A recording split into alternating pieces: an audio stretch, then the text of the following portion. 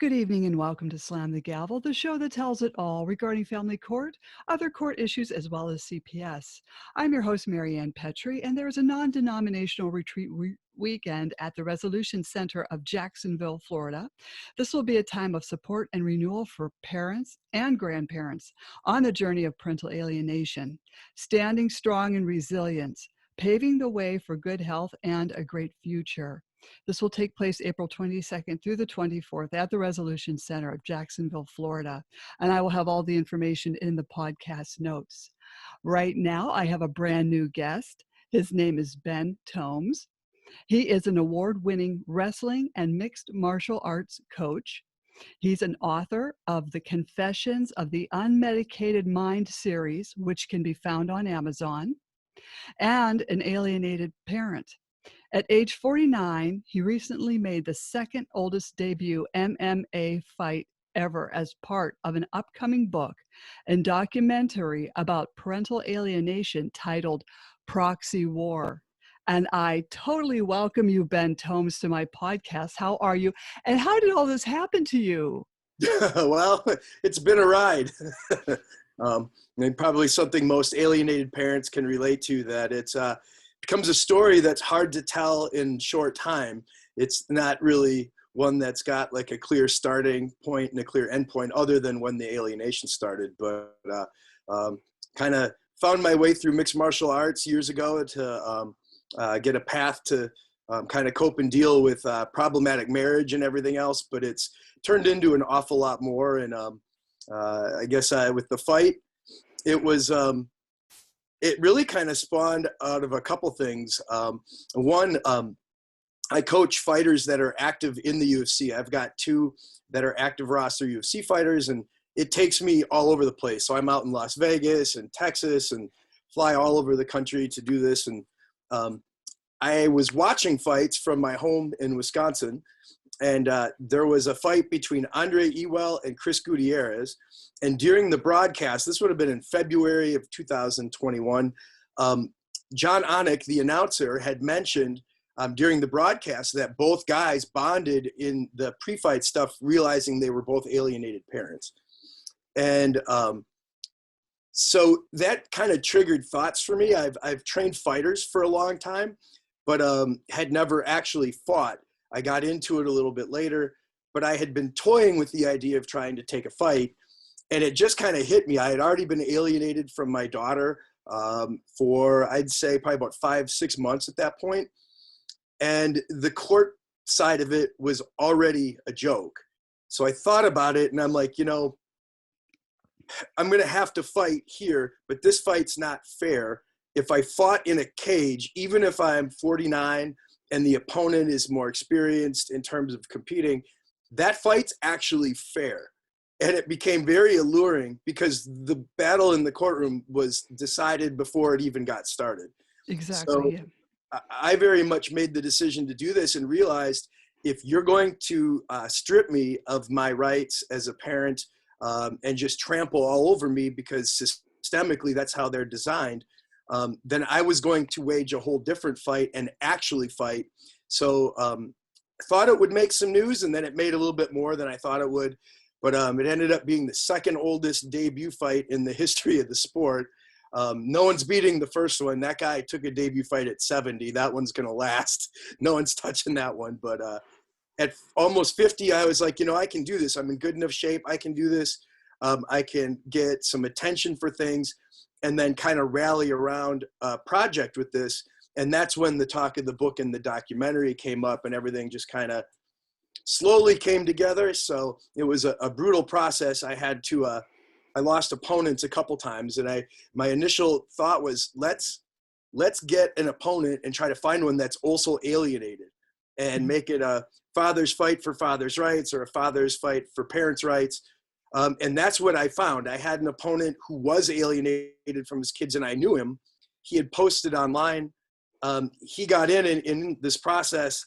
He ended up being somewhat reunited with his 3 daughters and then bailed on the fight. So I was still ready to go. I had to end up taking an opponent who was not alienated just so that we could follow through. But I think the documentary is going to be very compelling. It follows me as I train. And then there's going to be an awful lot of interviews of people who were impacted by this that I think will be of real interest to other people. That's excellent. That sounds so interesting. So is this being recorded now or will it okay, it is?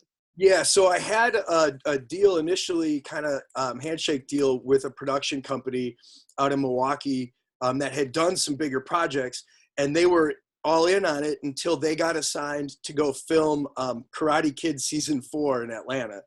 So they kind of put filming on halt, and then they got picked up to do other projects, and so they just kind of let it go. But we picked up a new deal with Blueprint Media. They've done a lot of other stuff locally, but I think with my connections through the UFC and ESPN and a few other places, I think we're going to get a look that other people might not. You know, when you start involving professional athletes who are, some of them becoming somewhat street recognizable, I think you get a project that's got a little bit more chance to make a lot of headway. And I felt like between that and a really long career spent teaching and coaching in the inner cities of Milwaukee and West Palm Beach, Florida, that it was going to be compelling, because just like a lot of other alienated parents, you tend to get attacked on what you're good at and what your alienating ex-spouse is not good at. And for me, that was parenting. I mean, I've been a surrogate parent to hundreds of boys and girls too, but predominantly boys who came up through high school wrestling in inner city schools, or were my students, and just really struggled to, not having a father figure at home. And so this was very much consistent with an attack on the things that make me who I am. Like if you were to talk to people who know me in Milwaukee, there's a joke at the gym that I'm at, because it's a pretty urban gym, and the joke is that I've been the whole hood's dad over the years. So, but there's some truth to that. I've been around for a while, and I've done a lot for people, and had, some former athletes of mine have to come stay here for a while. And, I've always kind of been regarded that way. And then to be attacked on a parenting front was ironic, really brutal, but also something that I have enough of a name, just enough, not huge, but I have enough of a name that I felt like if I fought back, it would make a little bit more news than somebody who might, also not necessarily be financially blessed, but I'm in a career where I actually get a chance to see some people who are in the news consistently, and I felt like I had the connections to get this out there. That is really important. I mean, this is really good that you do have these connections to bring forth this corruption that's going on in the family courtrooms that perpetuate parental alienation.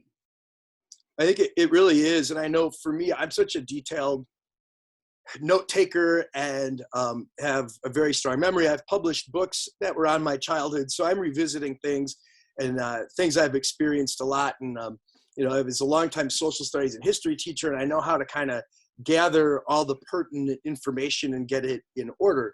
The alienation side of it is really tough, though, because this story jumps around. I would argue that the alienation process with me started actually probably before I even had our daughter. Before she was born, I feel like the groundwork was laid probably in the dating process and how I was selected and targeted by somebody who is very much like a chameleon and could just adapt, kind of mirror behaviors, get in with you, and then once they feel like you're hooked, can kind of show who they are and then start digging in and chipping away at what you are. And I didn't know that that was a consistent pattern. I knew that there were patterns. I recognized some really crazy behaviors while we were married. And there's some terrible things that kind of stood out that I go back and I look at, but I didn't have a context for it. And then when the alienation started, I actually got the context and started to realize, as you watch all this unfold and you start learning about what so many people don't know about, and you realize, holy cow, this wasn't an accident. This was probably part of a very formal plan.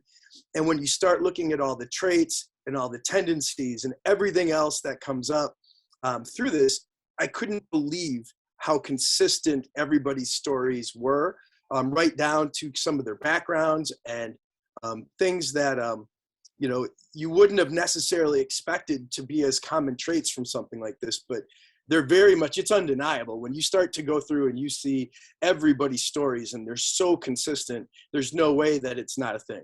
And I think the research is starting to really support that there are tendencies, traits, things that make certain people vulnerable to this. I think if you're an empath, you start to learn that you are highly susceptible to ending up being intercepted by somebody with hardcore narcissism or borderline personality disorder. And I watched this all play out, and it's crazy now to understand. I mean, it's nice to understand what happened to a degree, because there's zero secret on that. I could follow the bouncing ball and know exactly what the goals were. I know where all this came from. And just like a lot of cases, there's family connections, because you can't do this on your own. And I came from a highly dysfunctional family. I wouldn't call it a terrible upbringing, but it was definitely weird, and it was not standard. And there was conflict with my family, largely because, for better or worse, we handled it when it came up. That was not the case with the family that I married into, who made it a very decided choice to hide their trauma and pretend like there were no problems. And that's where a lot of this, I think, really developed, was in the fact that this is a family that covered up several different problems, including alcoholism and sexual abuse, and made sure that nobody ever knew about it. And in fact, that's the powder keg that we sit on here today. And I am an empath by nature. I have sympathy for anybody who goes through that type of trauma, but there is a line. And when you become somebody's sort of emotional masturbation, that they pick on you and do things to go and get at you in order to ease their own soul for what their family never took care of. And when you start to see that, you can't unsee it. And it's blatantly connected, I think, with the alienation, because I think people start to do what their families never did for them. And that's actually, put protection up, but it's totally misplaced. It's misguided. And it's just basically compensating for what, the family didn't do. And in this case, my ex's family knew of the abuse and allowed it, and they kept going around the abuser and didn't let anybody know. So 3 kids ended up having their, being violated, and it was avoidable after the first one. So, that got buried and stuffed, and you start to realize, like in my case, they had a pattern of hiding it, like from the father. He didn't know what his father actually had done. And so mom did, and she protected him, and she didn't ever go and address it. And I think that really led to this manifestation as an adult of untreated trauma, which then spirals out of control.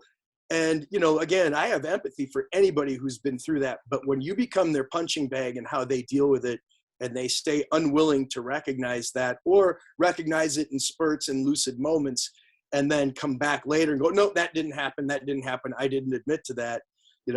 I guess it made me realize, the only way to fight back is to basically just dump truth, and to be very, I wouldn't say necessarily spiteful, although you could say I'm not happy with these folks, so I have no problem with it. But I also know the only way to get a reaction or to get change from people who have narcissism is to hit them in their bottom line, which is how they look.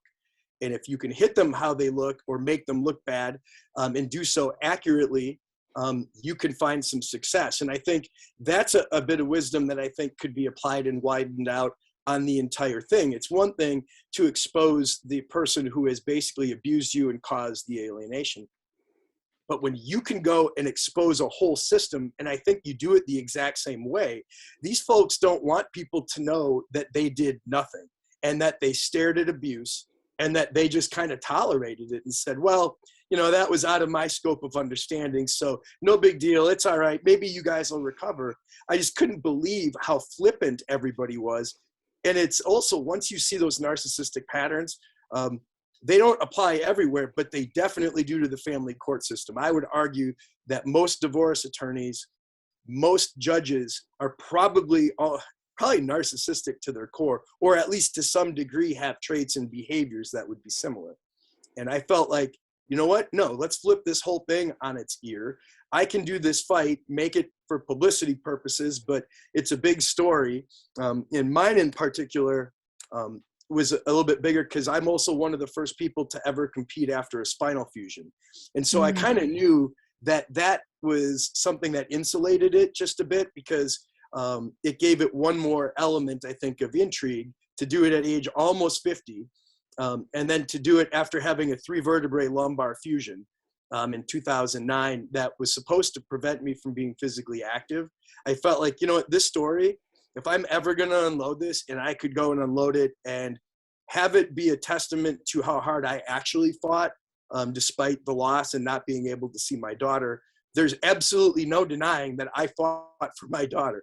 And, you know, it takes a lot to go through. I don't know if you're not familiar with mixed martial arts, it's cage fighting. My fight was not in the UFC, that's the big leagues of fighting. It was on a more local promotion, but it was in front of 2,000 people. It gave me an audience. It was covered by TV. They had a professional broadcast of the event done and then released on Madison Public Television. And so it started to get my word and my truth out there a little bit. We held back a touch just because we wanted to go and have a little bit more of a shock factor once the documentary gets close and the book gets close. But it's a story. I don't think it would matter if you know how it ends or doesn't end. I think to go and to do this and to kind of lay the whole court fight right alongside getting ready for an actual fight in a cage where they lock the door and there's a referee in there and you and your opponent, and that's it. And, you know, I felt like it was enough like the court system. If there was one big difference, it's that in an MMA fight, it's fair. Like, you actually have some say in the outcome. And my outcome was that I lost. But I could never take the experience away. It was one of the greatest nights of my life. It was awesome. It was transformative in many ways. And then to get the reactions from people in the crowd, when it was over, I just wanted to go find my wife and stepdaughter and my friends from high school and a whole bunch of other people who had came. And I got mobbed by the crowd, both not just for having fought as you know, a near 50-year-old, but because of the alienation stuff. And I had people come talk to me about, like, hey, this happened to me. I know what's going on. And it was really cathartic. And I think it gave us a good preview of, if this story gets and gets the right push when it's done and the right outlets pick it up, I think it's going to be really compelling and can do a ton for alienation as a whole. I think so too. It sounds very cathartic, dramatic. It's really going to attract a lot of attention. I did get to, in the name of alienation, punch somebody in the face and kick him in the head. So it does come back. And even though they didn't do it, that outlet does definitely help dealing with the frustration. You know, I pretty much get up every morning and I beat up a giant bag up in my bedroom. And that's just part of the training. That just obviously is like a warm up, but there is some level of recovery I think you get from doing things like mixed martial arts or just stepping out of your comfort zone, because this is basically stripped away. I mean, it was, in being real, I've cut off and walled off as much as I could from my ex-wife as time's gone on, and continued to be willing to be a co-parent through, hell, even after my son went to college, which was when the alienation started. My ex-wife waited until he was 18. This is now coming up on over a year and a half ago, but he went to college, and that was the last time I saw my daughter, was when we were in North Dakota, 13 hours away. She hugged me and they took off. And that was the last I saw of her, other than a brief meeting with a therapist back in October of 2020, when the alienation was still fairly early. But you know, I had managed to kind of go and sever a lot of the things that she would have had control over. But even when my son came home from college, I gave him the access to the car. He had full access to a car to go see his mom whenever he wanted, to go out there for Christmas, you know, and I didn't hear from anybody. So even amidst the alienation, I stayed being willing to work with the situation. But it's not it wasn't possible. And, so the last thing she had access to get back at me was my daughter. That was it. And I had changed jobs. I left my in-classroom teaching job to take an online job for the sole purpose of having additional time with my daughter. And realized, my ex-wife was responsible for taking care of her driver's license and getting her a car, just like I had done for the older one. That was kind of how we split it up in the divorce. But it was becoming very clear as the summer went on, before my son took off in 2020, that his sister was not going to be joining him at my house anymore, and that wasn't going to come over. And he saw enough there to tell me about it. He told me, and live-in, I would call him like a family member. He's now in the UFC. His name's O'Day Osborne, the Jamaican sensation. He lived with me for 11 years and helped me with the kids while he built his fight career. And it gave me somebody that could help out with additional stuff at home because I didn't have a lot of help. But, he told both of us, hey, I don't think Abby's going to continue to come to your house anymore after I leave, and I'm worried about it. And gave us some details as to why he felt that way. And lo and behold, it's exactly what happened. And so there was no shock or no surprise. We saw the behaviors leading up to it. And I guess there are a couple things if I could go back in time and do. One, I guess I had too much confidence in my relationship with my daughter and no contextual awareness of alienation. So the things that my ex was doing, I saw them coming and we saw them happen, kind of refuted things and kept things good between my daughter and I. But as the pandemic hit and she spent more time 24/7 at home with mom, you could see it change her demeanor when she started to come over. And so I wasn't shocked when it happened, but I guess I had faith that our relationship was too solid for her to suddenly just cut me out, but I was wrong. It was, I don't know that the relationship wasn't strong enough, but it tells me, knowing in my heart, and I have the proof to show that my daughter trusted me and that we were close. This was not like just conjecture. That I realized, this is something that it shows the intensity level that it must have taken to go and get that child to be completely won over. And realizing that if I don't do this, I will lose this parent forever, but the understanding one will probably still be there. So I'm going to go ahead and succumb to this. And, when I started looking up and researching the alienation, it was textbook, like absolutely textbook. And when you went into the symptoms and the factors, I could not believe how blatantly obvious it was. And then I was able to go back and understand certain acts going back as early as 2008, 2007, and a couple even before my daughter was born, that I saw where my parenting got undermined clearly. And so, you start to realize like making sure that this is an option is kind of like almost intrinsic in nature for the people that are like this, and they just become sycophants, and everything is, what can I get out of this person? How can I manipulate that one? What can I get out of them? And, you find out not long later that the divorce industry is about the same. It works almost exactly the same. And when you no longer have value, meaning when they look at your case and go, I can't make much more off of this, they don't want to be around it anymore. And I think that leads into this divorce industry, which needs to be absolutely gutted of the people that are there, the entire structure of it. I through this process started to unravel that, that big ball of yarn, and that's a rabbit hole that goes deep.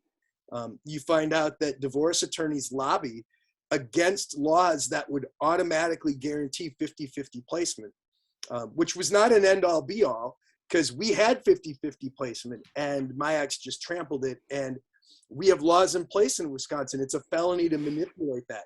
But my attorney would not make it an issue, and he told me very much not to go with it. No one will really take that seriously. It's best if you just kind of walk away. I'm sorry. And I took that advice initially, but as it is with a narcissist, and I think probably your audience will know this, it's not enough. And I knew that wasn't going to be the end. She had habeas corpus. She had the body of my daughter. In August of 2020, that was when my daughter started to cut me off and not respond to messages. and then told me for 3 weeks in a row she wasn't coming over, and then stopped kind of responding. And then it was just radio silence at that point. But you know, it was I started to research all this and went, you know, there's going to be more. And sure enough, my ex-wife came after me in court when I played the last card I had. I knew she had solicited counseling for my daughter, and that counseling was not for me, which is why my consent was never obtained. It was because they couldn't get along and they were having excessive issues between each other. They went and got a counselor, and I found out about it after the fact. And it took me a while to get the name of the counselor, but I got it, met with her, and was blown away by the entire experience. One, she's a coworker of my ex-wife. So my ex-wife is a pediatric surgical RN for Children's Hospital Network. And she did work at different clinics outside of the base hospital and was connected there. So she had used her own work connection to go get her into counseling, and then did it without my consent. And she did it because they were clashing over my daughter's orientation, which I was aware of for over a year before my ex-wife found out about it. But that was what really kickstarted the intensity of the alienation, because once that came out of the bag that I knew for a year and I didn't tell her, then that became weaponized, and they got the counseling, and then within less than a year, I don't even exist anymore. And so when you start to kind of put all that together and realize this was bad. You know, I met with the counselor. She was absolutely clueless on alienation. I talked to her extensively for about 40 minutes before the appointment and told her what was going on. And I said, clinically, I can show you what has happened. I have evidence. I have people you can speak to. And she was very seemingly willing to have me come in. She arranged it. I went in. I warned her that when she set up the appointment that it would probably get manipulated by my ex, and it actually was. And thank God for voicemails that she left, because now I can prove that my warning was not heeded. It did get changed and it got altered, but it ultimately happened. And when I walked in the door, the first words were, when we sat down, all right, well, we're going to lay out ground rules here today. We will not be speaking of your daughter's mother. Why are we here then? This is a case of alienation, and I know it to be, and I can prove it. And when I started asking questions about alienation, she was absolutely clueless. So after about 3 or 4 weeks, I pulled my consent for treatment because they never got it from me.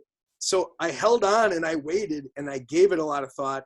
I spoke to some service reps at Children's Hospital who encouraged me to write out the experience and file a complaint. So I did.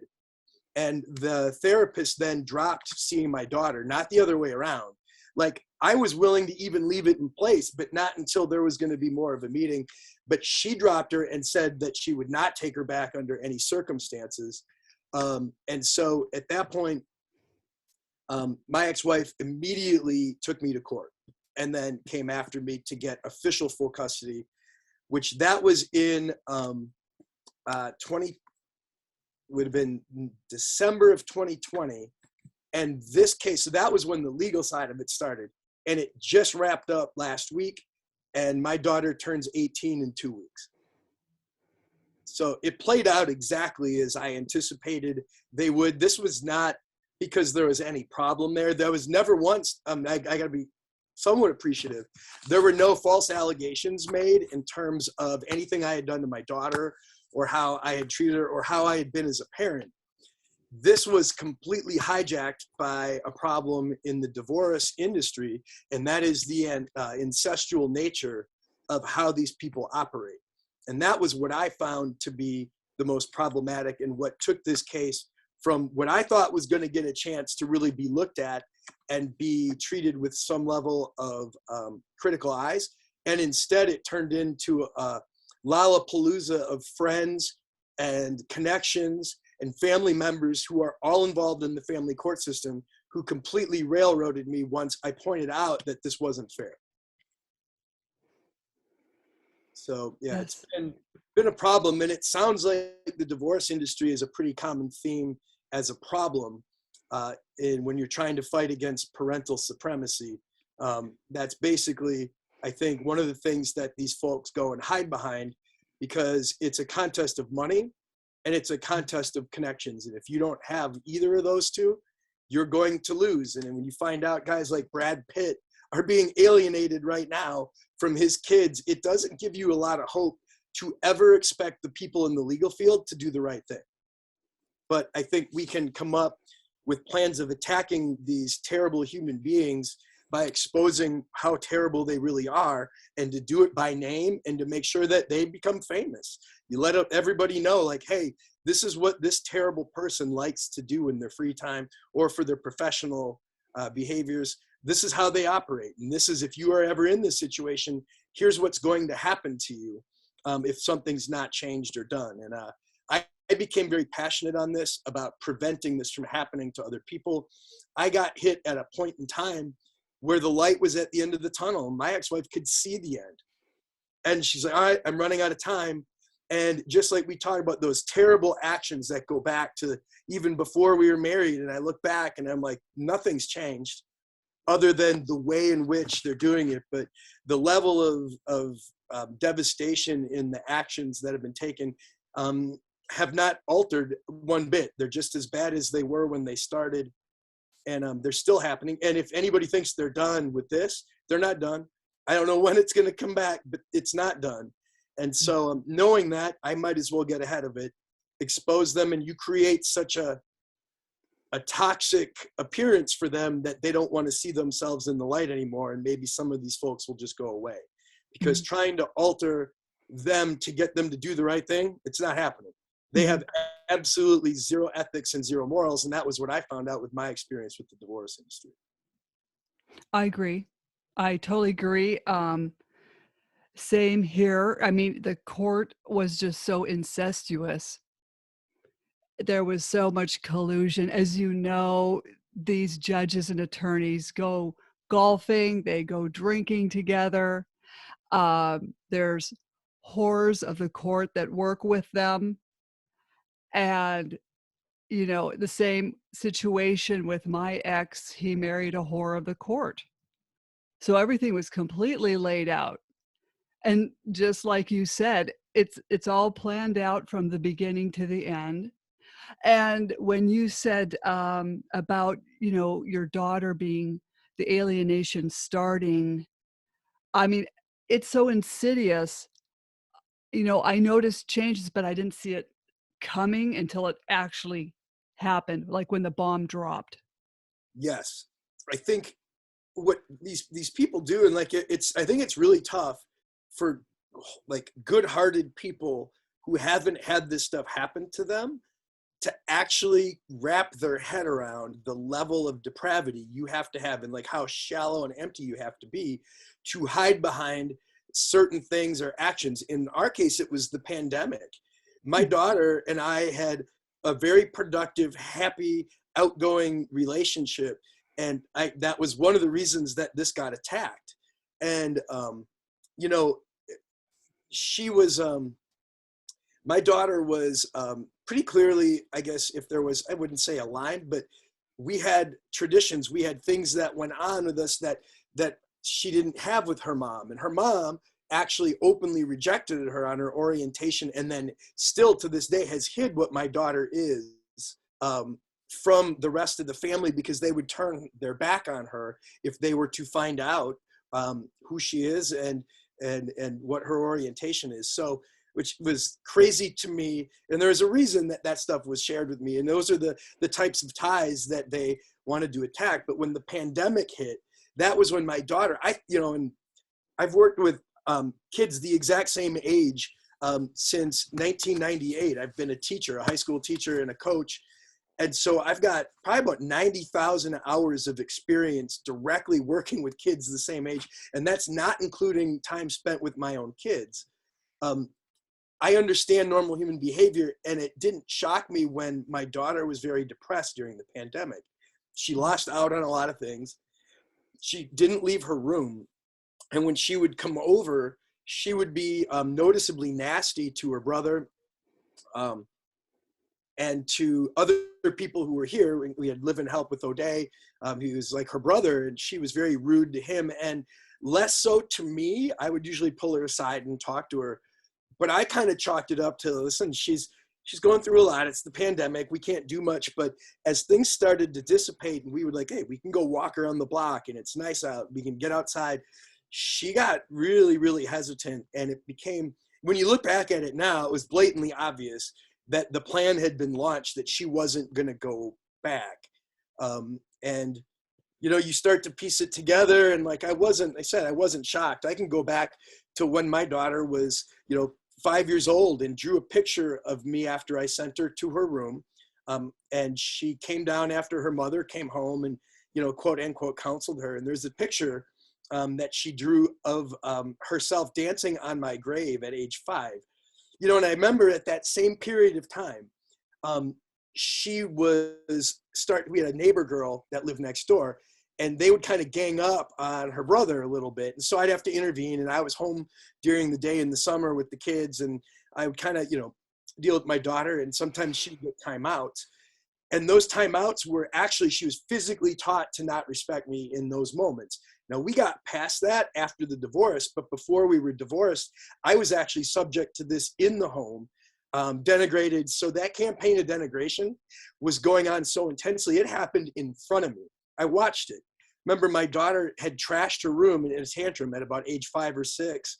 And when her mom got home, actually, it should have been, Abby was actually about 8 at this point, and it happened a few times, but the one that really stood out to me was towards the end. And I realized this relationship has to be over. And my daughter certainly did not cause the divorce, but these issues that ended up showing themselves in the alienation were going on, and in part inspired the divorce, because I could see that if I stayed in that home, I was going to be completely steamrolled between my ex-wife's 400-pound, 54-year-old virgin aunt who's never moved out of mom and dad's home, but it is a child therapist for this county, that we just had it and had connections through work to the social workers and everybody involved. She's been a terribly corrosive influence on my family. It is probably who actually had the blueprint laid out for the alienation. This was very much like this was a kid bequeathed to a family member, and given like the ability to run roughshod through it. But they would, and when my daughter was young and we were still married, if I sent her to a timeout or had consequences, my ex-wife would undo it and walk her through the house and say, you don't have to listen to that bad old daddy. You don't have to. And it was blatant. Like, and I knew it was going on. And so that actually was one of the major factors that led me to go, I got to get out of here. Between that and then clustering of mental illness behaviors when she quit taking her medication, which I didn't know and would come to find out later. But those things made me go, I have to flee this marriage. And I did. I got out. I had arranged in secret where I was going to go. And I ended up leaving with the kids, and she didn't fight me on it initially. So she got them on the weekends. I took them Monday through Friday, handled all their business during the week. And then it stayed that way until the divorce was official. And then it went to a 50-50 hearing. But I think those things were indicative of the fact that, of the mental illness, because everything else she fought like crazy. And then once the divorce became more formal, with papers filed and everything else, she completely changed and was no longer lucid. And now it was just argumentative and would do things blatantly and just look at you right to your face and tell you that they didn't happen. And, the gaslighting. So, it all fits together, and I think I'm watching how all this played out. It doesn't make me think that this divorce industry is good. I think they are exactly the same humans. And where I really got derailed and where I think this story is really going to try to focus on is when you have these, you have nepotism involved within the system. And you start to realize that these people, as you mentioned, are friends, they golf, they do stuff together. And when my ex-wife filed, she was kind of she was very problematic initially on the stuff she filed. She didn't comply with getting her suggestions for therapists and counselors and other stuff once they ordered all that. And so we kind of got in on a rough start because she wasn't complying with that. But then they assigned a Guardian Ad Litem. And I was actually excited about this because it was the one that my attorney suggested. And this is how I got to look at the incestual relationships between divorce attorneys. So Daniel Exner, this, I don't know, I didn't ask if I was allowed to swear because there's not many things I could say about him. Oh, you're allowed. Oh, yes. Oh, good. Well, he's a fucking spineless jellyfish. Had already suggested that I not take this to court, even though it was a blatant felony that was occurring.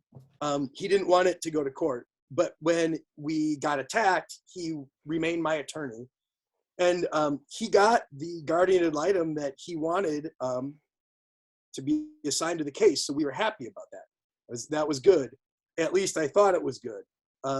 Then I met with her, and I didn't know it was going to be after she had already met with not just my ex-wife, but she met with me after she had interviewed all of my ex-wife's people. And when the meeting started, she came after me immediately. This would have been in January of 2021. And I'll be very blunt. I was set up with at least some hope that this was going to get cleared up. And said, I'm sitting on evidence and witnesses and people, including our own son, who was willing to go and say, hey, no, I watched this all go down. To this date, now our case is over. Catherine DiLorenzo, the Milwaukee-based divorce attorney who was recommended by mine, has yet to interview a single person of the 7 that I listed. She just didn't. So it actually works out. If I'm trying to show how biased she was, she can't say she interviewed a single one. She tried to hide behind saying, oh, I made a couple messages and I called a couple times. No, you didn't really try. And she actually didn't. She left voicemails, which people have and have sent to me. And what she sent was not to interview them about what they saw. It was to try to set up Zoom appointments between them and my daughter. It was absolutely nothing to do with what was turned in. She just skipped all of that. This woman actually mocked me for how much I wrote and said she didn't read it. And when I said it was an alienation case in the first couple minutes of the meeting, she just shook her head and said, I don't think so. I don't think it's an alienation meeting. It doesn't feel like an alienation meeting. Oh, okay. You haven't looked at anything. You haven't interviewed anybody. And to me, that was code word for I'm too fucking stupid to actually do the work on this. I don't know enough. And in her eyes, I don't think she wasn't getting paid for a good paying side gig to go research some disorder or syndrome that was caused and had formality, and she'd have to know. It was easier for her to stick her finger in her butt and go, I'm just gonna not do anything. But that actually, I don't believe was her motivation at all for not doing anything. I believe she knew from the jump that this was a friend. And when she came at me the way she did, I was shocked. And when my attorney didn't seem to think it was a big deal when I reported it back to him, I started to do my own research and I vetted her. And I found her on Facebook, and this idiot had a wide open Facebook page. And in just the parts that were open, because I don't think the whole page was open, because there's definitely a cutoff date where there wasn't open stuff anymore. I don't know how frequent of a user she is, but there were about anywhere from 20 or 30 pictures of her hanging out with my ex-wife's best friend as friends. So I did more research and found out that she is exceptionally close with 2 of my ex-wife's very, very close friends. And ironically, my ex-wife's suggestion for the Guardian Ad Litem was one of those 2 friends. And so they kind of told on themselves from the beginning that they were angling to have a connection. And I was also friends with that woman from college and said, absolutely not. No, we're not doing this. You kept that friend in the divorce. She didn't align with me because I didn't say anything bad about you, but you did about me. So no, we're not doing that. And so they went with the one that my attorney suggested.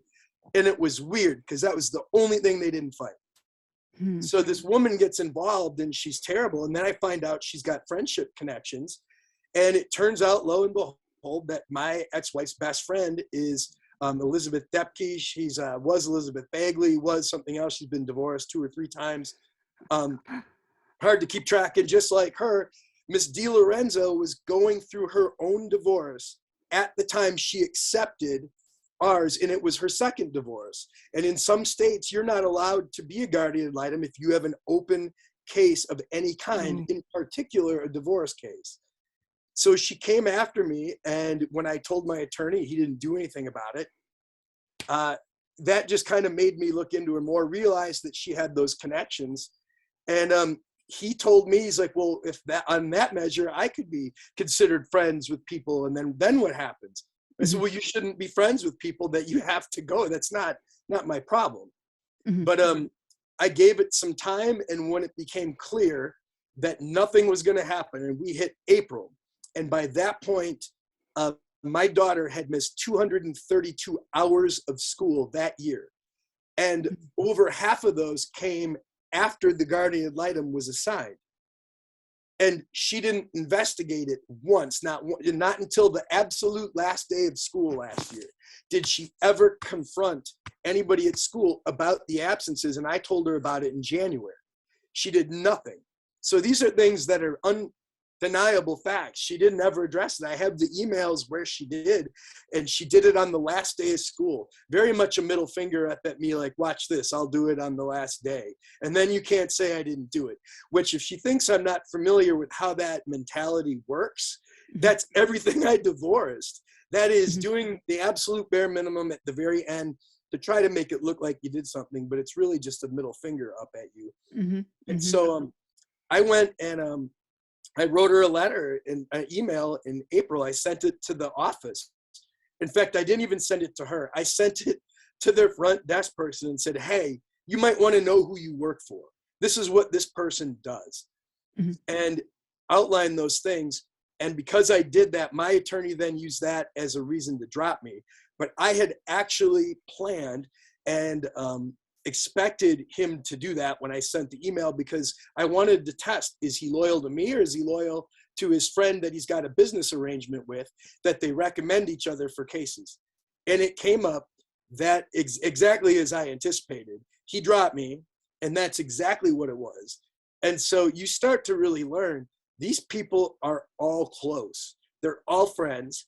And they don't want to be adversarial, even if it costs you your relationship with your child, because to be adversarial is going to make it impossible for them to get future things, or it's going to make other settlements more difficult, or they're just not very good attorneys. And that's why they do this, because they get away with more in family court, where it's not really the family or the ideal place to be, but maybe they weren't so great at law school, so they just kind of fell here and figured it would be easier. And I think that happens way more than we really realize.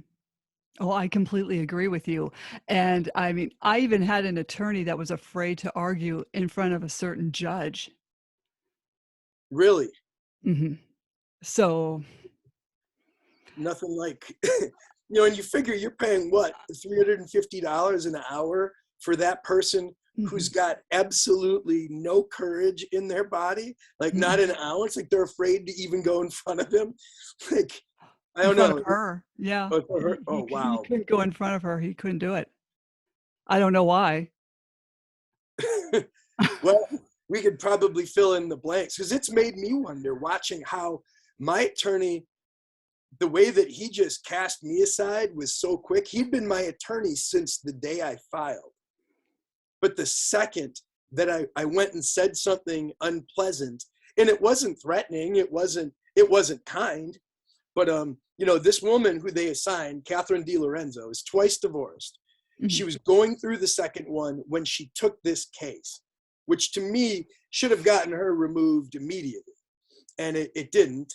She she has no children of her own, and you know what? In a perfect world, that shouldn't matter.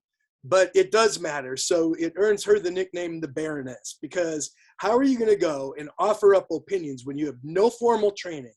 You have no major experience actually directly working with children. You don't have any, not an ounce. You have zero empathy. You have no problem railroading somebody and bragging about not reading their stuff. And the thing is she knows that's true. She knows she did it. She knows she said those things. You look at all that, and then you go, you don't even have kids. Why are you offering an opinion on somebody's life when you can't stay fucking married yourself or have kids and have any context or any baseline to feel the way you do? So I felt like, you know, this is something that needed to be exposed. And if I've got to go and drag her out into the public, and like I think I sent you the possible trading cards, anything to get a database going on these people, because the way we're fighting back as a status quo isn't necessarily working.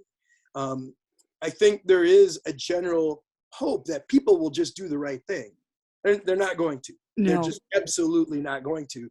So they will do the right thing and either recuse themselves, or when they realize this is going to make me look bad and it could cost me money later, so I don't think I want to do this.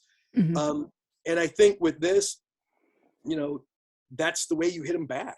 The same way you would deal with your ex is how you deal with them, because, you know, like, it's pretty scary. Like, I think the quote I read, not all narcissists alienate, but all alienators tend to be narcissists. And I think, you know, especially with bad divorce attorneys, they're either just corrupt and just bad, or they're also narcissistic and they only care about what their bottom line is. So, you know, if they can live with the fact that their fingerprints actually tore a family apart, then they shouldn't be working in it. Like, if this was customer service, and we actually have to pay for it. So I'm actually being this, the Guardian Ad Litem, I have yet to pay, other than the initial $500. I owe her probably $1,500 or $2,000 allegedly, but I couldn't get anybody in the court system to tell me what I'd be paying for. She submitted times and stuff like that, but she didn't interview my people. A core basic thing. But this wench has absolutely no problem, you know, coming after me for money, you know, to go do a job that she didn't actually do. And, you know, to say that she helped tear the family apart further, the fact that she didn't alienate, or that she didn't interview my son. My son got real upset, like, that he got completely skipped over. And he had a chance to kind of see how this all played out. And he got to see how everybody from his mom to her attorney to everybody else, how they didn't care at all.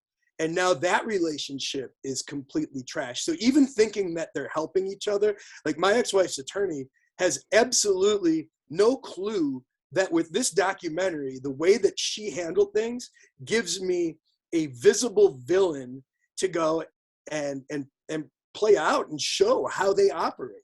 Like, you know, the way that this got closed out was, you know, I lost rights to my daughter right before she turned 18. She turns in 3 weeks after the date, but they came after me for child support for that time.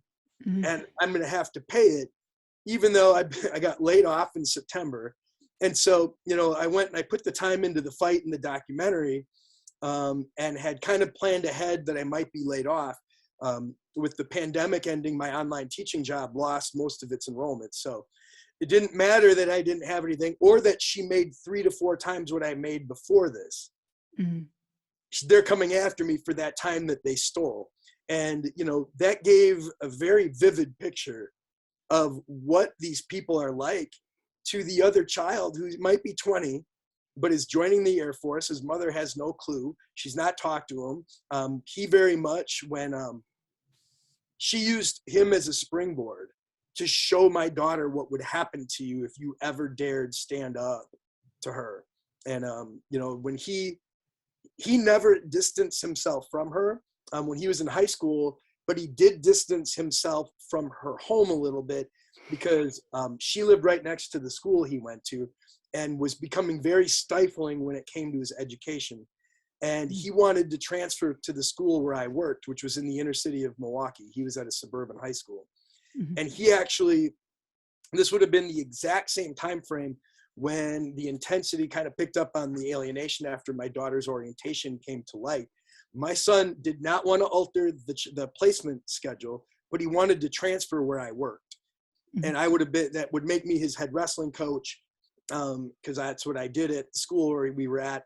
It was a better academic school, but his mom fought it. He won. He was 16. He was able to go to the school he wanted to, but that earned immediate scorn and punishment from him, from his mother. So even though he continued to go there 50% of the time, she gave away his parking spot in the garage to her wealthy brother and made him park outside all winter. She stopped going to his events. She stopped going to his games and to his matches, and made it to only the bare minimum of anything. And really Mhm. kind of used that as a way to springboard and show his younger sister, if you stand up to me at all, I'm going to withdraw love from you, and you're not going to get that back. So, it was sad and tragic that happened. But, for anybody who thinks they helped her, how do you help somebody by costing them a child? And, those relationships matter to me. And so I have fought and fought and fought to the point where when the fight didn't go well, I went and got in a cage and fought in front of a lot of people. Mhm.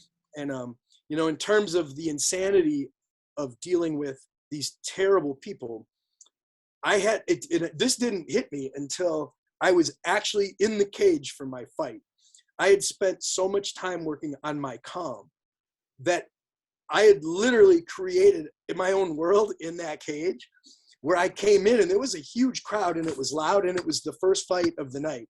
And so it was pretty intense. And, there was a big deal being made about it by the promotion, which was awesome. But I got in that cage, I started jogging around, and all I remember is it was just like big white light all the way around. I didn't know where people were, but it was the first time in a year and a half that I had any amount of peace at all. And it took fighting in a cage in front of 2,000 people on a TV broadcast at almost 50 years old to get a brief respite and to just get some peace. And Mhm. so I think it goes to show you how really, truly crazy this experience is, and how you understand when it's over, when you see somebody snap and you see somebody lose it, or you see somebody end their own life. You understand it. Like, you understand what they're going through. You understand how that could happen, because I'm very good at violence. I'm Mhm. amazing at it, but I haven't used it on anybody Mhm. that didn't it was in this case. And I'm not going to get myself in trouble, but the whole notion of violence is so crazy, because emotional violence to me is just as bad, if not worse. And Mhm. if you were to measure a violence scale over the physical side versus the emotional side, and you gave it credibility, which I think it should have, um, I've been dealing with the most violent people you could possibly imagine. I mean, what's worse than costing a person their child and taking Mhm. a part in it and not giving any justice and not really making an effort? Because if all these people like, well, there's nothing else we could do, well, then you fucking suck at your job. Then Mhm. you're absolutely just terrible at your job, and just come out and say it. Because there's so much stuff that wasn't tried, and I'm sure it's not so different from anybody else. It's been very much the same with everybody I've talked to. Mhm. And I know this definitely got me to the point where I was for the first time in my almost 50 years, I was suicidal. Like, Mhm. I toyed with the idea pretty significantly. And if that sounds extreme, I would ask Mhm. folks to go through what I've been through. Mhm. When that Guardian Ad Litem completely shut me out in the first meeting, yelled at me, was nasty to me, was rotten to me, it made me realize, I'm like, you know what, like it actually pushed me to the point where that was the closest I think I ever got, Mhm. was that day. And it was so bad that when we had to do the second appointment, I blindsided her and actually sent the Zoom link to my wife and had her show up in the meeting first. One, because she hadn't been interviewed yet at all, and I wanted to do that. But two, I wanted another set of eyes that was going to see what was going on. And I wanted to see if her demeanor changed. And so we deliberately played her. My wife got in first, and the Guardian Ad Litem was visibly surprised. I hopped in about a minute or two later, and she made immediate mention of it. You could tell it made her uncomfortable, but man, what a different demeanor in that meeting. And that's when I knew she was bullshit. that Mhm. she was changing the way she acted because of who was watching. She absolutely, just like the narcissists tell on themselves all the time, like, you're not going to get a reaction from them until they realize, uh-oh, my reputation's about to take a hit. And people that I might be able to take advantage of later, they actually are going to know stuff about me that I need to make sure they don't. So that's the only way to get action from these people. She told on herself. Mhm. She changed the way she acted with a different set of eyes there. And for what it's worth, my attorney, Dan Exner, the spineless jellyfish, never offered to be in that meeting until the second one was done. And I told him, I'm like, look, she totally acted different. Well, that was the last meeting that we had. We didn't have any other ones. She was able to wrap all this up with 2 meetings with me and 2 with my daughter, 40 minutes, and she's bang up job, right? Like, how Mhm. it doesn't work that way. You Mhm. don't make progress with kids or with a situation like this with that type of experience. It doesn't work that way. No, not at all. It seems like, with your guardian ad litem and, the caseworker I was dealing with, they seem to run one-sided interviews. Oh, And absolutely. right. I think they need to control the narrative. It's the only real explanation, is that they're trying to fill in what their limited thinking capacity came up with as the reason for this.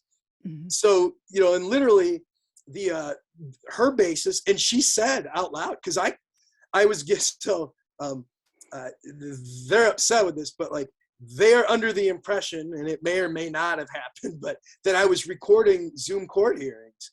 Mhm. And like, here's the deal, was like, I had looked into it. It didn't say anywhere it was explicitly not allowed. Mhm. And these people were lying. So Mhm. she believed that I had recorded Zoom hearings and reported it to the court. And she, when I went to court for the last hearing, which was supposed to only be about child support, she filed a motion to have me arrested for contempt of court for recording it. But she didn't show up, so I wasn't arrested. And it follows a pattern that was blown open by a reporter, a really savvy reporter in Milwaukee. And I think you had read the articles on my page, where one of the judges involved in my case is now in hot water. He's not the major one in trouble, but this exact same system got called out, and it's eerily similar to my case. It's just genders are flipped, and she was a documented domestic violence victim, but the hearings went the same way. She got banned from her kids. She hasn't seen them in 2 years. She was abused physically and worse. And the judge actually had her arrested at one point and railroaded her. And another court found her to have been railroaded. So now this has been supported by an appellate court. And that story leaked the day before my case. And so I'm wondering, it actually got out on law journals about 2 weeks earlier. And it's funny because that's when they switched my judge to this other judge, and they got the bankruptcy attorney off of my family court case, who had been terrible and hadn't done a thing, Mike Maxwell. He is also either spineless or clueless or both. But Mike Maxwell had been on it. He tossed my motion to have the Guardian Ad Litem removed for a conflict of interest. He Mhm. called it procedurally, the way I filed it, a problem, but the attorney and the Guardian Ad Litem didn't have a problem with it and said it was actually filed the way it was supposed to. And then he tossed it anyway. So, these are things that will come out in the documentary, and I will expose them. And, if that's what it takes to do this, I will embarrass them to the hilt. I don't care what it takes. I won't break the law to do it, but I will break them. One way or Mhm. the other, I'm going to win. Or get them to a position where their law firms look at them and say, you're a liability, you got to go, because we don't want your type of publicity here. And that's where I think you can get these people, because they're Mhm. shitbags. They don't have Right. any ethics or morals. So you figure, all right, well, let's make them turn on each other. It's entirely possible. Mhm. They don't care about anybody other than themselves or their bottom line. So if you can hit them there and do so much damage that you start to dig into their business, or you get them booted, that's where you're going to get change made, because that's what goes and inspires these fucking weak, terrible, poor excuses for people that would ever take a position like that and then shortchange somebody on effort and knowledge. You're obligated as a teacher. I have to take classes to make my knowledge go up. What happens to these people? Where do they have to do that? I'll bet you if you gave a parental alienation quiz to 100% of court officials, that there would be less than 10% that would pass. Mm-hmm. Mm-hmm. And it's that's absolutely scary. And it's probably driving the bus of about 75% of the high conflict custody cases are Mm-hmm. probably alienation cases. But if that gets out, now there's a way to fight it, and that cuts into the bottom line. So I think we need to go and circumvent that system. And I think it tells you a little bit when it's easier to change laws and to get parental alienation viewed as abuse than it is to get the attorneys to actually behave. Mm-hmm. And I think that's scary when you have to go to politicians because they're the better option. That doesn't mean they're a good option. It just means that as slimy as a lot of them are, they're less slimy than the divorce attorneys Mm-hmm. and the narcissists that go and engage in this, because it's as bad as it could be. And I can prove it. I just wasn't given a chance to. So we'll do it another way. Definitely. Definitely. How can parents reach you if they have a question? Well, I would like to invite, if you've been going through this, please do not hesitate to reach out to me. This is going to see the light of day as a documentary film, possibly a series. My goal for it is to actually have it transition into include one or two other cases with mine and do it like probably in a series of documentary episodes, and then transition into doing it for like 2 different cases per episode in transition. And I think this has become so commonplace that I think it's there's a lot of people out there who have yet to realize maybe that they were alienated, or that when they lost out on the relationships with their kids, that this was a formal plan. So please do not hesitate to reach out to me, because I am stockpiling people's cases so that we can get the word out about it one way or the other. I am on everything at Coach Tomes, CoachTomes. So that's on Instagram, Facebook, YouTube, probably Pinterest. I have a page out there somewhere, but I don't check it all that often. Twitter, and you could email me at CoachTomes at Hotmail, Yahoo, or Gmail. I have all of them. So I'm pretty easy to locate. And I have a website at CoachTomes.com as well. So if there's anything you need, please do not hesitate to reach out to me, because I think that's actually one of the untold parts of all this, is that there's so many folks out there that have just don't have the wherewithal to research or to start looking into this to realize what happened to them. And I've talked to a few recently that they said, gosh, I didn't know this was out there. And I know what they mean. My wife went through this and realized when we started to get into this that she wasn't abandoned by her father. She was alienated. Mm-hmm. And, it's interesting. She's got the relationship with him today, but not her mother. And her mother was who she had aligned with all those years. And when she saw it, she couldn't unsee it. She saw, like how toxic her mom had been, but it took me being alienated from my daughter for us to realize, holy cow, that was probably very much a plan by your mother, and she fits the profile perfectly. So I think she's not alone. I think there's a lot of people out there that are just actually unaware that there is a way to get kids to just suddenly not want to see that parent. Mm-hmm. And to tell you how clueless judges are, the beginning of my case, the first time we were in front of a judge, and I started to explain how it's not normal for a teenager to instantly no longer have anything to do with a parent, that's abnormal. And Mike Maxwell's instant remark was, well, I don't know about that. I've got kids, and sometimes my kids don't want to talk to me. What the fuck? Like, you're comparing the little tiff you go and have with your daughter when she doesn't Mm-hmm. want you, want to tell you what boy she has a crush on, or why she got a B instead of an A on her test, and she goes through a room. It's not the same. No. Like, he literally, that was his direct words were, well, I don't know, I had teenagers at home. And Jeez. Like it was the most laughable. Like, I honestly think and this dude's also this whale of a human, and you just wonder, like, gee, is he this clueless? Like, how big of a douchebag he just looked like? I Mhm. mean, for real. Like, you know, it's it is nuts. And I think I'm really looking for ideas and people to collaborate with going forward to fight, because one of the problems with this is that the status quo way of fighting is very much, I'm fighting my case, right? I Mhm. don't think that's the way we should go about this.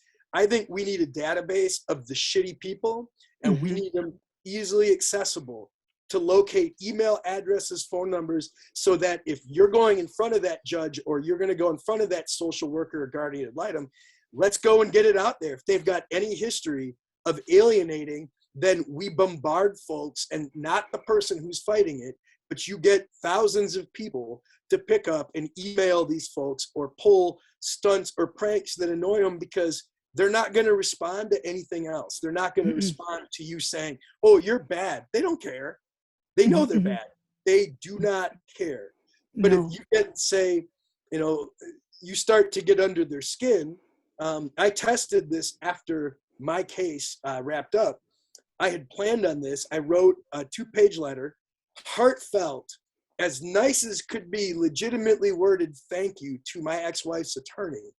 And I sent it with a bouquet of flowers, a very nice little soon-to-be spring arrangement up here in Wisconsin, and thanked her for doing what I couldn't do, and basically alienating my son from his mom for a temporary base, so he could sort out his own life and what he wanted to do and not interfere with it, because that's about the only productive, or I shouldn't say productive, but the only attempt she'd have to have an influence would be to shit on his plans, or not, kind of denigrate it the same way she would have done to me. So I thanked her and I said, you've given me the ending that this needed to be a real story. And that was it. It was written. If you didn't know the context of it, it would come across as the nicest letter ever. There's no aha moment where it's just kind of perfect in the way it's worded. But she called the police after I did that, so I thought that was pretty hilarious. And basically, she told on herself. Okay, that got her. It was completely innocent. It was nice. And she might know the difference, that it was maybe a little, probably under the table, not so nice, but I wrote it completely nice. And she still managed to go. Awesome. But it can't be, if we mess with these people, they'll break. They will break. Mhm. And I Mhm. mean, I hate that this is the route that probably would work best. But I do think part of Mhm. our documentary is going to be, how can we go and almost combine Jackass with Sacha Baron Cohen type work, and get these people and expose them for who they really are. And that's where I want to go with this. And I think I have the know-how, and I think some of the right people involved, but we could always use more. So if you would like to go and get pressure on the absolute terrible people, let's get them. Like, I'm in. So whoever else Definitely. wants to do this, I mean, after you fight in a cage at age 50, what else is a fight? Like, everything Right. else is second. Right. So Well, it can't be any harder. I know there is judicialpedia.com where you can go in and register. You can list your case, the judges, the attorneys, everybody involved, the case number, and the outcome. So I've got a bunch of my cases in there. And then there's the robing room. And you can just Google robing room, and you can put in your attorney, judge, whoever. So those are two separate websites that parents can go to. I mean, even if it's a criminal case or a family court case, but just list these people that have done you wrong. And that way, also, like you said, it's a database of, oh, hey, I remember that judge was on this case. It helps. It does. I was looking at I just started searching through Twitter and started searching for people's names, and I found that the social worker that got assigned to my case. The first social worker recused herself because she worked with my ex-wife's sister and she disclosed that. The second one had just as close of a relationship through work with her, but he refused not only to recuse himself, but when I asked Richard Dick Wimmer, I asked him, like, hey, like, can you tell me, like, so here's the problem. This person's connected to my ex-wife. So is this person. The person that you're replacing recused herself for having a connection. You have the same connection. How can you assure me you're going to be unbiased? And he said he refused to go get into that. He wasn't going to go and try to assure me that I could either trust him or not. Well, I just asked you to tell me how you were going to handle all this. And in light of the other things, I think it was a pretty valid question to ask. Mm-hmm. And he just blew it off anyway. He didn't care. And so I looked him up, and there's a case in 2018, and I don't know who it's with, but somebody had tweeted a bunch of details under an alias about their case.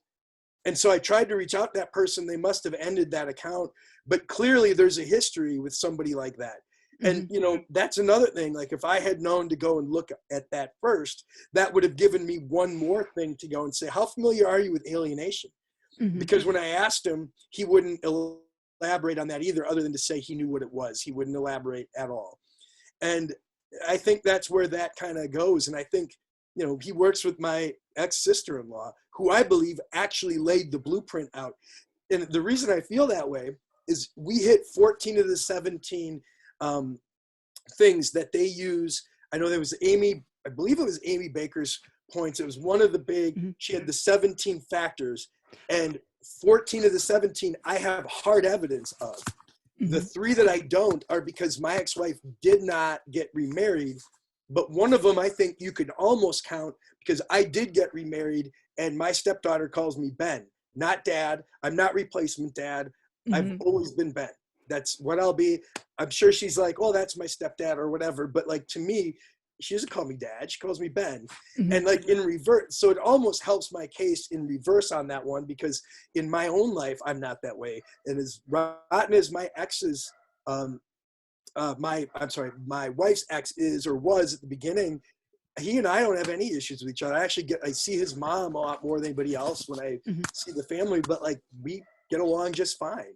You know, we don't have this animosity towards anybody, and whatever they do with their life is, you know, their call. But, you know, it's interesting to see how, like, you know, I was able to go get remarried, do all those things. And it just drove the revenge factor in that much stronger for my ex, who, you know, she, in realizing that she didn't have the right people in life, she'll just cast them off and go get other ones and kind of do those same types of things. So I don't know, it's definitely ugly situations, but I do think the mentality of being willing to not hold back in the fight, as long as you stay within the law, and that's, you know, I don't want to see anybody get in actual trouble, but I do think we have to kind of push that envelope a bit to get this done.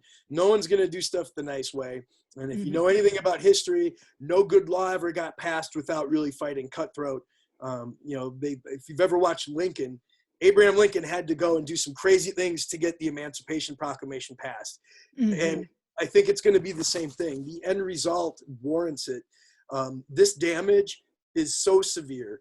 When you start to consider that it's more painful to go through this than the death of a child. And people don't have enough context to know that. And so the people around you, even, it becomes a struggle, because I know for me, I've got a very good but small support network, and people almost have to go in shifts to deal with you when you're going through this, because you're going to wear them out a little bit. But a lot of that is because they don't know. And like, they know it's bad, but they don't realize like what you're exactly up against. And I think most people believe our country to be fair and good, and it's not. This is, you know, money's going to drive this, influence is going to drive this. If we kind of pool resources together, I think we can outdo them. And in particular, because the people on our side have resolve for good things, and for, I'm not trying to, you know, is how to put it. This isn't for my self-benefit, because Mhm. at the end of the day, for everybody who learns about this, there's going to be probably one person for every person who's sympathetic that goes, yeah, but what did they really do? You know, Mhm. and so when you bring stuff forward, you know you're going to be under scrutiny. But I also know enough to go, you know what? I'm not sitting here saying I'm a perfect parent, but I was a good, effective parent and my kids trusted me. And when that stopped, there was a reason for it and it wasn't me. And I am very confident in that. And if nothing else, I want the open record for my daughter as she becomes an adult and she gets away from her toxic mom. Because at some point, Mhm. I would hope she'd get away. Now, in that family, it's not a given. They have a 54-year-old that never moved out of the house. So, you know, I can't say that that's a guarantee to happen. But if she does leave her mom's clutches at all, I think this is going to have a chance to go back. But Mhm. with that family, I tell you, it's not a given, and they might very well find a way to get her to go to the local community college for a couple years and hang on to that influence rather than let it have a chance to go and recover. Mhm. You know, if you follow patterns, it's a pretty high percentage of kids return to the alienated parent as adults, but it's not a given. And Mhm. sometimes that damage lasts for good. So, Mhm. you know, we're dealing with stuff that has such a explosive downside. I think we absolutely need to be willing to fight with a level of veracity that matches what we're actually up against. And that's with people who have absolutely zero ethics and could look straight through you as they fuck your life up and Mhm. not care an ounce. They'll sleep just fine that night. And to me, coming out of the world of education, that just blows my mind. Mhm. That you can Mhm. have a job that pays more and is higher tolerance for doing nothing to help people, when allegedly that's all you're supposed to be doing.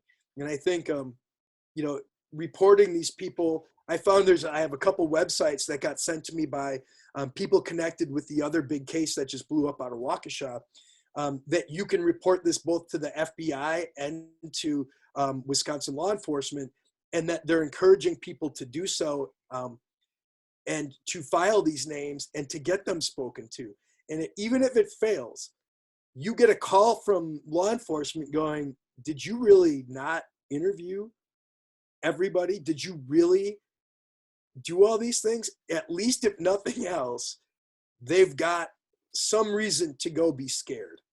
And Mhm. I don't know if that's enough to motivate them, but it is a start. And I think getting organized, um, I showed you, I sent you the mock-up, but I want to do trading cards for these assholes and Mhm. put them on these cards and give them a team name like the spineless jellyfish or the faux alligators.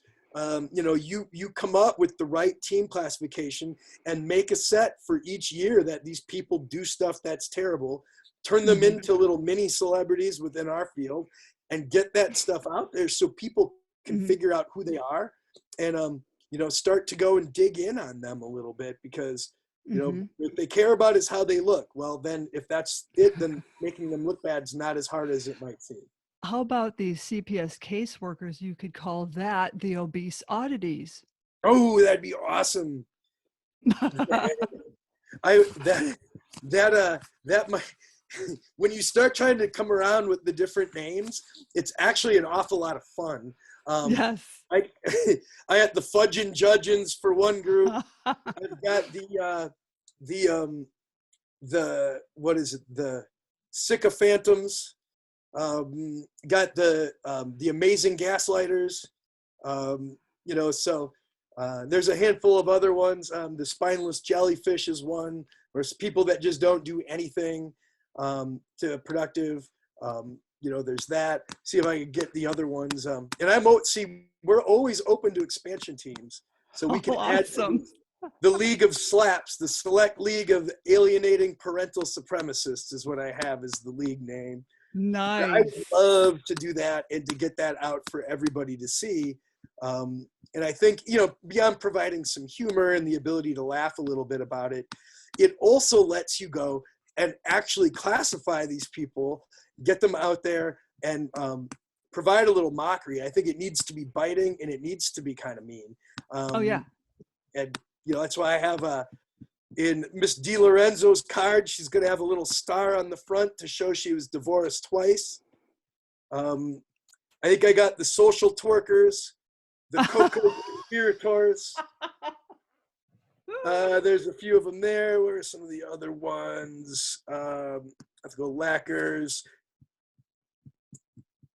Oh, this is fun. This is fun. Oh, God, yes. It's such a blast. I actually had legitimate fun out of it in a very tough type of situation. To be able to come up with a bit of humor was very nice. I'm glad that I was able to do that. I'm just going to see if I can pull up the rest of them, because I would love to take input on expansion teams, because I don't know that I've got all of them covered.